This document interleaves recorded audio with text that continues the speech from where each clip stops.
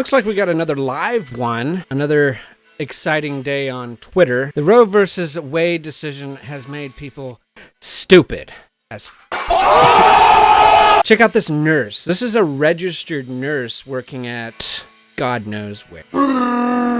This person was first identified by libs of TikTok. Actually, that's where I first saw it. I think they incorrectly described her as a doctor, but really she's a registered nurse, an advanced practitioner registered nurse who can also prescribe medications. This little live wire decided to go online and make a statement, as people feel the need to do. She says, I prescribe meds, ellipsis. I can also choose not to prescribe them.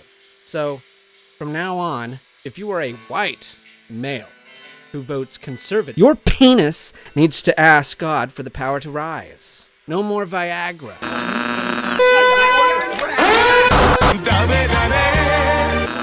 I think we've hit like nightmare scenario where people in all walks of life are engaging in politics and actually, I think, weaponizing some of their agency where their careers are concerned. Unfortunately for this person, decided to wield it against the general pop. These people obtain degrees based on rigorous testing. We're talking anywhere from 2 years to like 4 years to 6 years. Now, the advanced practitioners, I think, at most have well, not at most, but they have like an advanced degree, and they're given like certifications. They're given trust by the public, not to screw up the public's health.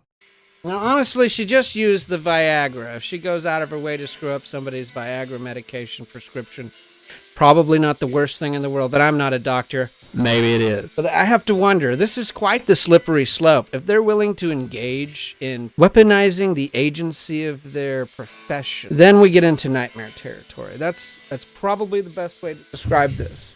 Now, a lot of people might be calling this cancel culture, and I would agree this is maybe a little bit of a form of cancel culture, but you also have to, you kind of have to applaud. You have to applaud. You have to applaud the lady for being so candorous. Maybe she moves on from, screwing with people's Viagra because they vote conservative and they're white. Maybe she moves on to messing with maybe she goes on to screw with somebody's nitroglycerin, and that's going to be a fuck up. What a shame.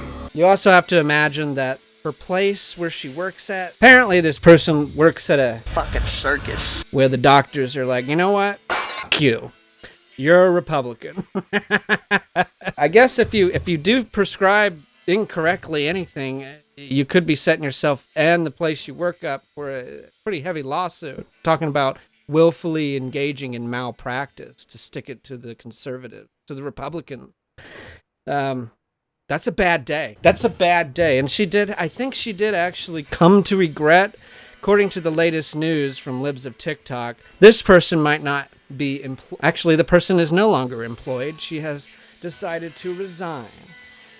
And maybe that's for the best. I don't think she could have continued working at Sarah Lincoln and her employer actually had full confidence they're not going to get sued. Hopefully she finds another job, lands on her feet. Maybe not in such a field as prescribing medications, because it sounds like she's already verbally expressed engaging in perhaps what might amount to is malpractice. If she'll do this with Viagra, what else is she gonna do? I wonder. Is she even the whole what? And keep in mind, she nuked all of her accounts, and this was way before everybody really got on. But she definitely nuked. I think she nuked her Instagram and definitely her Twitter. But she did actually have the opportunity to double down. She says, "Bring it. I'm allowed to prescribe based on need. And if you think God can provide, then why would I not allow for that? Conservative men rely on God to provide. I think that is a wonderful idea. Let us pray." I don't know. You tell me. You tell me if you think this is actually cancel culture. I'll say it's not. And here's why. It's because this person individually expressed on the social networking that they were not going to do a good job. Now, this isn't somebody who's stuck in the back room of Wally World or Target stacking boxes. Who ultimately gives a shit whether they're doing a good job?